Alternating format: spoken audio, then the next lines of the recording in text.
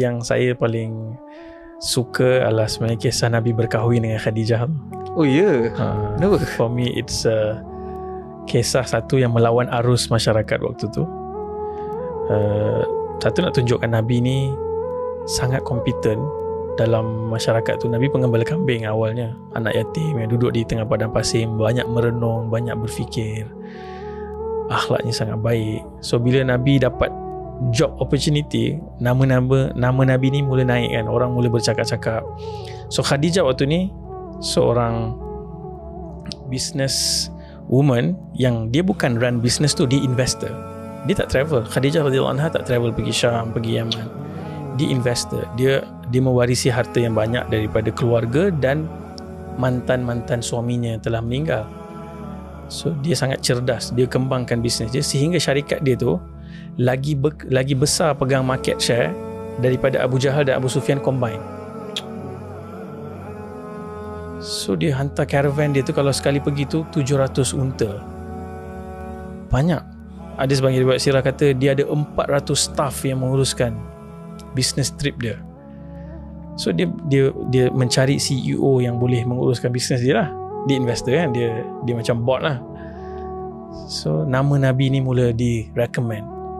Macam ini mungkin orang jumpa kat LinkedIn atau orang jumpa dekat social media atau orang refer dekat resume kan.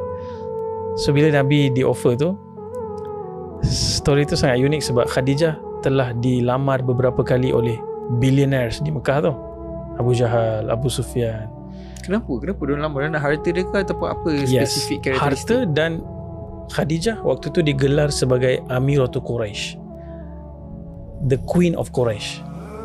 Kecantikannya, kecerdasannya, dan of course harta yang sangat rare. Orang perempuan di Mekah ada harta is rare.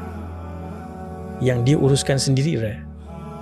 Dan dia sendiri karakter dia tu tak boleh diperkotak-katikkan oleh mana-mana lelaki lah. Firm, composed, visionary. So bila datang Nabi SAW, unik kisah tu sebab Khadijah dah tolak banyak lamaran ni, tapi bila dia jumpa Nabi SAW, dia rasa something dekat Nabi SAW ni, yang mana kita tahu di belakang tu Allah SWT sedang menyusun bahawa the best wanita yang paling baik akan Nabi kahwin ni. So kenapa saya suka tu adalah the intersection, macam mana dua orang tu akan berjumpa tu. So kita semua kalau kita ada pengalaman berkahwin, probably antara kisah yang menarik tu adalah macam mana aku boleh jumpa wife aku ni, macam mana aku boleh jumpa husband ni. Contoh kita mungkin daripada negeri lain, kita mungkin belajar pun negara lain, kat mana intersection tu berlaku, and dengan perkahwinan tu buka satu episod dan zuriat keturunan yang akan buka line yang baru. Saya suka that intersection tu. So Nabi SAW dihantar untuk pergi dan Nabi balik dengan double the revenue, profit double, revenue double, and shorter time.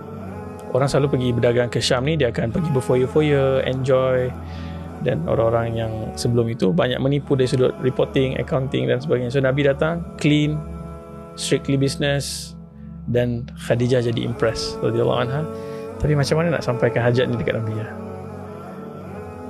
So Khadijah selalu menyebut tentang Nabi SAW sehingga kawan Khadijah radhiyallahu anha namanya Nafisa, sebagai kawan yang baik, dia boleh detect something is changed, ada sesuatu yang berubah ni. Dia selalu sebut nama Nabi Muhammad SAW. So dia tanya, kau berkenan dengan dia?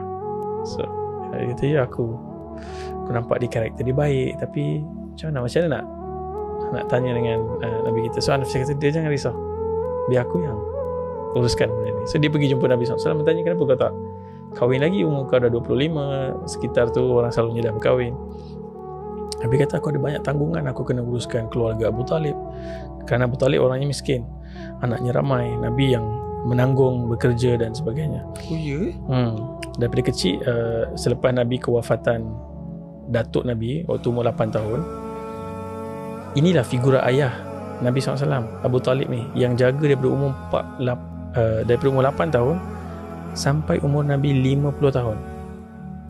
42 tahun Abu Talib setia bersama Nabi SAW, jaga Nabi SAW. Selepas kahwin tu of course lah Nabi dah tinggal dengan Khadijah, tapi nanti bila dakwah bermula, yang protect Nabi tu Abu Talib juga. Sebab tu kalau kita faham daripada umur 8 tahun sampai 50 tahun ni, baru kita akan faham